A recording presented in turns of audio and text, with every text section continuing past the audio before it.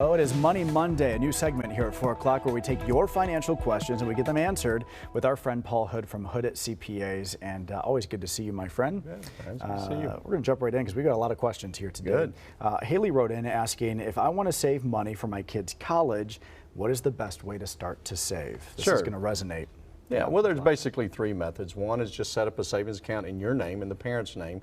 The advantage of that is if the kid doesn't go to college or if you need it for an emergency, it's your money. The downside is you pay taxes on the earnings as you go. You can set up what's called a uniform gift to minors account, which means it's taxed to your child at their taxable rate. The problem is when they turn 18, Brian, it's their money, whether they go to college or not. And then obviously you can do, states now have what's called Section 529 plans that you can put money in. If you use the Oklahoma one, you get a deduction for it. It's kind of like a Roth. It grows and the earnings is tax-free when you use it. The problem there is what if your kid doesn't go to college? And there's some exit strategies there. But one of those three, we just figure out what fits best for that person. Yeah, do you have a favorite out of those three, or does it really just... Well, my favorite is probably a combination of the 529 plan and just a savings account in your own name. 529 plans because you can transfer it between kids too. If you have multiple kids, if one doesn't go, you can move it to the other. Okay, sounds good. Corey has a question, and Corey asks, if a person gets married during 2019, do they file taxes as a single for part of the year or as married? How do you navigate that? Well, the IRS looks at one day of the year, and that's December 31st. If you were married that day, if you're divorced by that day, if you're single, that's what determines. So if you get married on December 31st, you're considered married for the entire year. So you either file married, joint, or married separate. So then that does get into some planning concepts, because if people come into me, hey, we're thinking about getting married and we're going to get married on December 31st. Sometimes it's best to wait till January 1st to do it, because to get things ready. All right, that is good to know. Yeah. All right, yes, if anybody out there is planning a wedding, right. just keep Let's that. talk. Yeah. Let's talk. One day means a lot.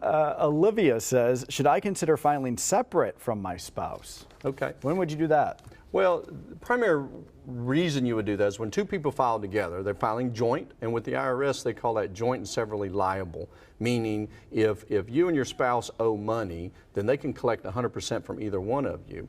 So really about the only reason today, other than there's some, if there was any issues with getting the credit or the advanced credit for health care, sometimes that you file separately for that. But the reality is most of the time, I just don't want to be responsible for that person's taxes, or they're not filing their return, because most of the time there is no tax savings. It's actually a tax negative to file separately. Okay, good to know.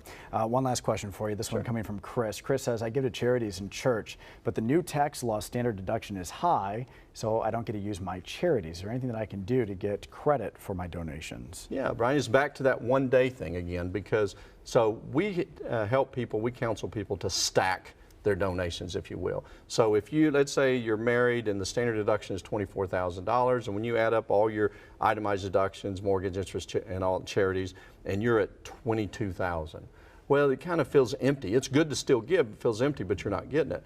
Well, what if we, instead of giving our charities in 2019, let's double up every other year, so that you take the standard deduction one year, and then the next year you've doubled your charities, so maybe that one day, instead of December 31st, make it on January 1st, and so you kind of get the benefit of both. Every other year, standard deduction and stacking those charities. Awesome. All right, as always, great advice, Paul. Thank you so much for being here. And listen, if you're watching right now and say, I have a financial question I'd like to ask Paul, no problem. We'll just email it in to us and we'll consider it. You can send them to moneymonday@griffin.news. Ash?